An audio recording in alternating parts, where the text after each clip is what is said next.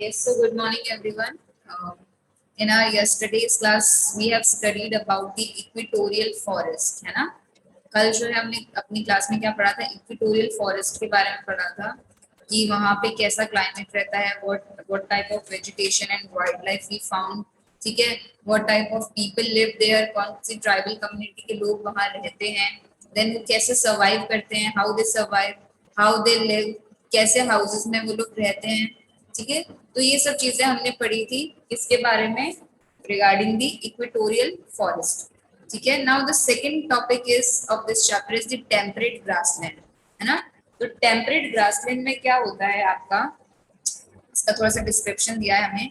Area with the grasses at the dominant vegetation. अब इस area में क्या होता है, जैसे इक्वेटोरियल फॉरेस्ट में तो हमें बड़े बड़े ट्रीज देखने को मिले थे, है ना।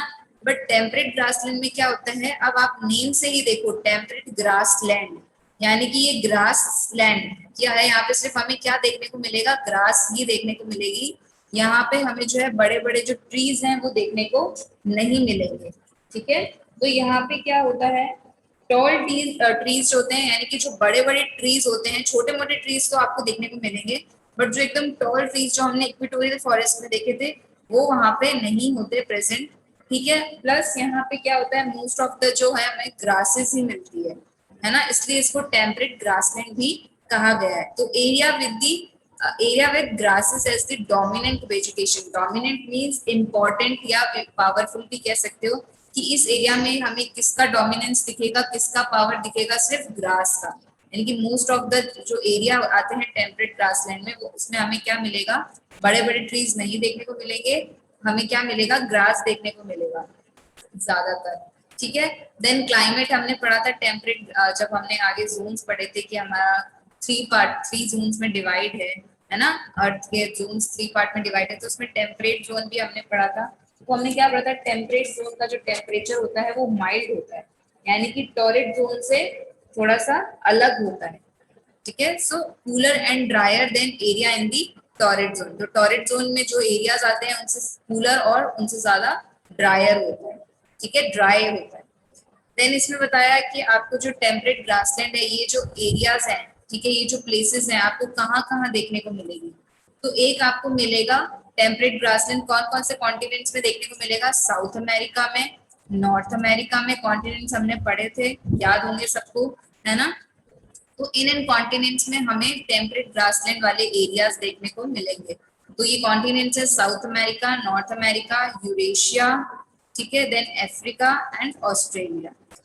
अब कॉन्टिनेंट में जो ग्रासलैंड है उसका क्या नाम है, पैम्पस, ठीक है। देन नॉर्थ अमेरिका में जो टेम्परेट ग्रासलैंड है उसका क्या नाम है, प्रेरीज, यानी कि हमें नॉर्थ अमेरिका में प्रेरीज जगह पे, एक प्रेरीज नाम की जगह पे है, वहां पे हमें टेम्परेट ग्रासलैंड देखने को मिलता है। देन यूरेशिया में स्टेपीज, ठीक है, अफ्रीका में वेल्ड्स, और ऑस्ट्रेलिया में डाउन्स नाम की, यानी कि ऑस्ट्रेलिया कॉन्टिनेंट में डाउन्स नाम की जगह है जहाँ पे हमें टेम्परेट ग्रासलैंड देखने को मिलता है, ठीक है। अब कॉन्टिनेंट्स बता दिए मैंने आपको, उन कॉन्टिनेंट्स में कौन कौन से प्लेसेस में हमें क्या क्या देखने को मिलेगा वो भी मैंने आपको बता दिया। तो अब हम वन बाय वन हम इनके बारे में पढ़ेंगे। फर्स्ट इज पैम्पस, ठीक है। तो देखिए ये रहा पैम्पस आपका। सो पैम्पस में कैसा क्लाइमेट रहता है वो आपको बताया है। The climate in the pampas is temperate, हम टेम्परेट ग्रासलैंड के बारे में पढ़ रहे हैं, तो ऑब्वियसली वहां का क्लाइमेट कैसा होगा, टेम्परेट ही होगा। While summers are humid, summers क्या होते हैं, समर्स में क्या होती है, बहुत ज्यादा ह्यूमिडिटी होती है, गर्मी होती है, ठीक है, एकदम ऐसे नमी वाला जो है टेम्परेचर या वेदर होता है, ठीक है। और विंटर्स में क्या होता है, मोस्टली माइल्ड होता है, ठीक ठीक होता है, ठीक है। However frequent cold waves occur here, यहाँ पे ठंडी कभी कभी क्या होता है, ठंडी ठंडी हवाएं भी चलने लग जाती हैं, ठीक है। And the amount of rainfall varies through out the year, और हर साल में, यानी कि पूरे साल में जितनी भी बारिश होती है तो वो कभी कम भी होती है, कभी ज्यादा भी होती है, यानी कि डिफर करता है, ठीक है। सेम जितनी सेम बारिश महीने में होती है, मतलब थ्रू आउट द जो बारिश होती है पूरे ईयर में वो सेम नहीं रहती, कभी कम होती है, कभी ज्यादा होती है, कभी एकदम कम हो जाती है। तो अमाउंट ऑफ जो रेनफॉल है वो वेराई करता है, डिफर करता है, सेम नहीं होगा, ठीक है। Then the next is the prairies, ये रहा प्रेरीज। अब प्रेरीज का क्लाइमेट कैसा रहता है, इज ऑफ एक्सट्रीम टाइप, ठीक है। एक्सट्रीम में मैंने आपको बताया था, गर्मियों में ज्यादा गर्मी और ठंड में ज्यादा ठंड। तो जो प्रेरीज का जो क्लाइमेट है is extreme type, hot summers एकदम, यानी कि समर्स में एकदम गर्मी होती है, और जो विंटर्स में जो है कोल्ड होता है। यहाँ पे रेनफॉल बता रखा है कि यहाँ पे कितने जोर से बारिश पड़ती है, ठीक है, या कितने तो आप क्या इसमें क्या होता है, about 88 centimetre of annual rainfall, यानी कि इसमें थ्रू आउट, यानी कि जो एनुअली जो पूरे ईयर में जो बारिश पड़ती है वो इतनी पड़ती है, ठीक है। Then the next is the steppes. Steppes हमें कौन से कॉन्टिनेंट में देखने को मिलता है, इज इन यूरेशिया। सो इसका भी जो क्लाइमेट है टेम्परेट है, with the warm to hot summers and cool to very cold winters, ठीक है, गर्मियों में बहुत गर्म और ठंड में ठंडा। Steppes are the very dry and usually found between, अब आप देखो ये जो एरिया है ये एकदम ड्राई है ना, एकदम ड्राई एरिया है, और ये जो एरिया है मोस्टली डेजर्टेड एरिया होता है या फॉरेस्ट एरिया होता है, ठीक है। तो आपको ध्यान रखना है कि स्टेपीज जो है यहाँ पे क्या होता है, स्टेपीज में ड्राई एरिया होता है, और यूजुअली ये जो एरियाज हमें देखने को मिलते हैं ये जंगलों में, ठीक है, और डेजर्ट में देखने को मिलते हैं, ठीक है। So next is the downs. अब ये आपको ध्यान रखना है कि आपको टेम्परेट ग्रासलैंड बताया कि कौन कौन से कॉन्टिनेंट्स में कौन से प्लेस में आपको टेम्परेट ग्रासलैंड वाले एरियाज देखने को मिल सकते हैं, ठीक है। Then next is the downs. The downs experience moderate climate with maximum, अब moderate climate means ना ज्यादा ठंडा ना ज्यादा गर्म, ठीक है, with maximum, अब इसने बताया कि जो समर के टाइम में जो उनका टेम्परेचर रहता है वो इतने से इतने के बीच में रहता है, विंटर में जो उनका टेम्परेचर रहता है इतने से इतने के बीच में रहता है। यानी कि इसका जो आपको मेन ध्यान रखना है कि इसका जो टेम्परेचर है, यानी कि इसका जो क्लाइमेट है वो कैसा रहता है, मॉडरेट रहता है, ठीक है, ना ज्यादा गर्म ना ज्यादा ठंडा। फिर आपको बता दिया समर में इतना हॉट रहता है, विंटर में इतना कोल्ड रहता है। Then the region receive adequate rainfall throughout the year, यानी कि इसको जितना सफिशिएंट रेनफॉल चाहिए होती है उतना वहां पे रेनफॉल हो जाती है, ठीक है। तो ये कुछ कुछ प्लेसेस हैं टेम्परेट ग्रासलैंड की जिनके बारे में आपको बताया गया है, ठीक है।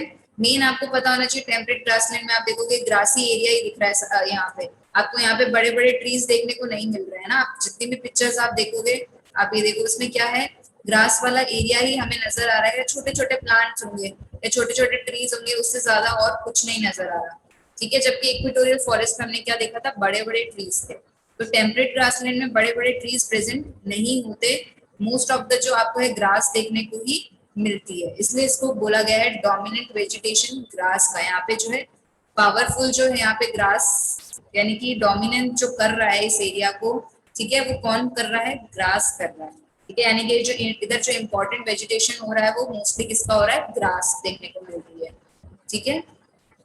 देन नेक्स्ट इज,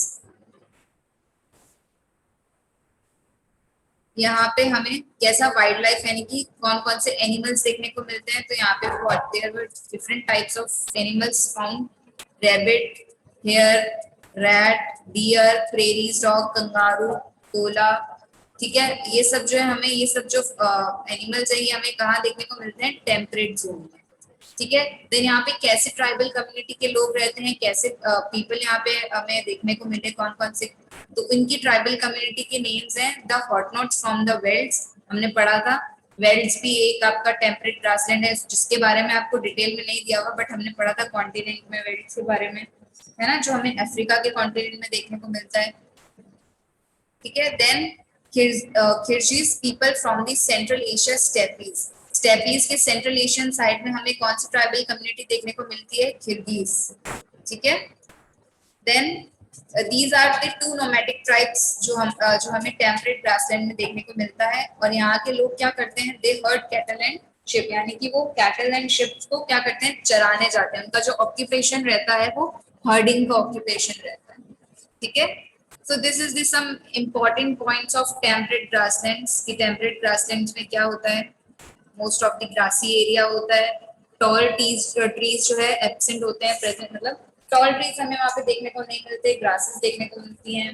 देन जो वाइल्ड लाइफ यानी कि जो एनिमल्स हमें देखने को मिलते हैं वो होते हैं रैबिट, अब इजी पे कोई 3 नेम्स याद कर सकते हैं, ठीक है, rabbit, hare, red deer, prairie dog, kangaroo, koala, तो ये सब हमें टेम्परेट ग्रासलैंड टेम्परेट जोन में देखने को मिलते हैं। प्लस जो पीपल यहाँ पे रहते हैं, जो ट्राइबल कम्युनिटी है, जो नोमैडिक ट्राइब हमें देखने को मिलती है वो कौन कौन सी है, एक तो हॉटनॉट्स है फ्रॉम द वेल्ड्स, वेल्ड्स में जो कोई कम्युनिटी देखने को मिलती है उसका क्या नाम है, हॉटनॉट्स। देन एक आपका है किर्गिज, ठीक है, ये आपकी नोमैटिक ट्राइब्स हैं जो आपको इन एरिया में देखने को मिलेगी, और इनका ऑक्यूपेशन क्या रहता है, दे हर्ड कैटल एंड शीप्स, ठीक है, इनका जो ये जो है कैटल शीप्स औरों की हर्डिंग करते हैं, उनको चराने, उनका जो काम है वो चराने का ही रहता है। सो आप देख सकते हैं, ये आपको बता रखा है कि this is the prairies in the north America, यानी कि ये जो पोर्शन है आप, ये कहाँ आ रहा है, टेम्परेट ग्रासलैंड में या टेम्परेट जोन में आ रहा है।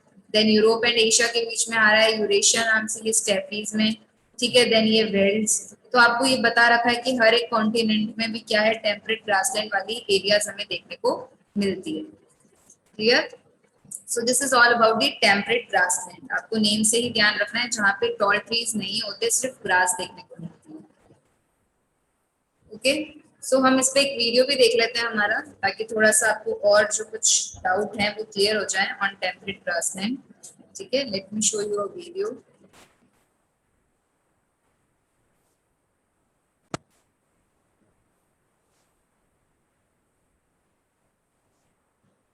The temperate grasslands. Grasslands, as the name suggests, are areas that are dominantly covered by tall grass, and sometimes they also contain trees and shrubs. Grasslands can be classified into two types, the temperate grasslands and the tropical grasslands. The home to temperate grasslands is between the Tropic of Cancer and the Arctic Circle in the northern hemisphere, and between the Tropic of Capricorn and the Antarctic Circle. There are different kinds of temperate grasslands. Let's take a look at them. Grasslands, known as the Eurasian steppes, are found in parts of Central Eurasia and are the largest temperate grasslands in the world, extending from Hungary to China. Here the summers are hot and the winters are cold, and the vegetation is usually grass and shrubs. Also, the animals found here are mainly herbivorous, such as bison, saiga antelope, ibex and onager. People here are mostly nomads and shepherds who live in tents called yurts. Next, we have the grasslands of North America, known as the prairies.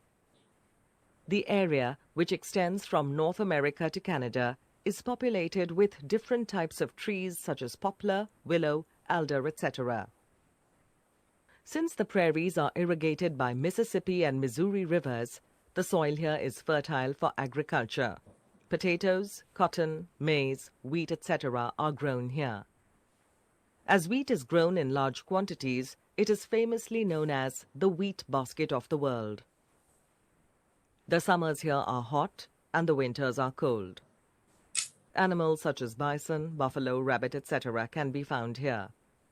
The prairies is well known for agriculture, mineral resources, animal rearing and cattle farms known as ranches. Then we have another grassland known as the pampas, found in Argentina, Uruguay and Brazil in South America. The climate here is temperate, with warm, humid summers and cool winters. We have another major grasslands in Australia known as the Downs. The region climate is temperate and it enjoys adequate rainfall around the year. The Downs is famous for the dominant Mitchell grasses across the region. The grasslands here have a rich flora and fauna. It is the home to snakes, wombat, kangaroo, etc. Sheep is reared here for its wool. The area has fertile black soil where a variety of crops such as wheat, barley, corn and soybean is grown. That is why it is known as Granary of Queensland. Finally, we have the grasslands on the plateau or tableland of southern Africa. They are known as veld. The Herero tribe lives in the veld grasslands. Ostriches and antelopes such as springbok are commonly found here. Thus, we see that the temperate grasslands vary from region to region, housing different kinds of flora and fauna.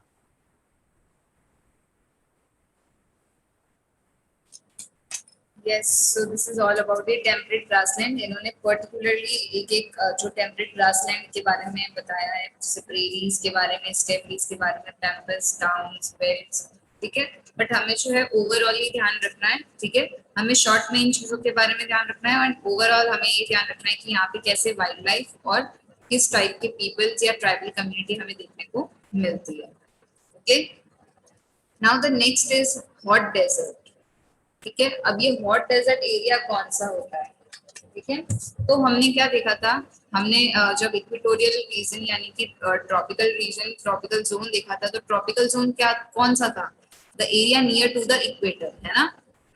ये जो areas थे near to the equator, ये कौन से थे? Tropical zone थे, है ना। अब ये ट्रॉपिकल जोन के 5 to 10 डिग्री के अंदर अंदर में जो एरियाज आ रहे हैं, जैसे आप मानो देखो ये आपका जो है ट्रॉपिकल जोन है, तो ट्रॉपिकल जोन के 5 to 10 डिग्री के एरिया में, ठीक है, जितने जितने जोन्स आ रहे हैं उनको हम जो है सब ट्रॉपिकल जोन बोलेंगे, या फिर हम उनको हॉट डेजर्ट बोलेंगे। ठीक है, तो इसके आसपास जो छोटे छोटे 5 to 10 डिग्री में जो एरियाज आ रहे हैं ट्रॉपिक की लाइंस पे, ठीक है, ये ट्रॉपिक वाली लाइंस है, tropic of cancer and tropic of capricorn वाली लाइंस हैं। ठीक है, तो इनके इनके जो 5 to 10 डिग्री की दूरी पे जितने जितने एरियाज आ रहे हैं, ठीक है, उनको हम क्या बोलते हैं? सब ट्रॉपिकल रीजन। ठीक है, तो जिनका जो दूसरा नाम है उसको हम हॉट डेजर्ट के नेम से भी जान सकते हैं। ठीक है, तो आप हॉट डेजर्ट में you can write it down कि the region near to the 5 to 10 degree of tropics, कि वो एरियाज जो 5 to 10 डिग्रीज पे हैं नियर टू द ट्रॉपिक्स, उन एरियाज को या उन जोन को जो है सब ट्रॉपिकल जोन भी बोला जाता है। ठीक है, so hot deserts are also known as सब tropical desert. Subtropical desert क्यों बोला जाता है? अभी मैंने आपको बताया, because they are near to the tropics. ठीक है, 5 to 10 डिग्री की दूरी पे है, तो इसलिए इनको सब ट्रॉपिक भी कहा जाता है, सब ट्रॉपिकल जोन्स भी कहा जाता है। So hot deserts are also known as सब tropical deserts as they lie near the tropics, है ना। क्यों इनको सब ट्रॉपिकल डेजर्ट्स क्यों बोला जाता है? क्यों? क्योंकि ये जो ट्रॉपिक ऑफ कैंसर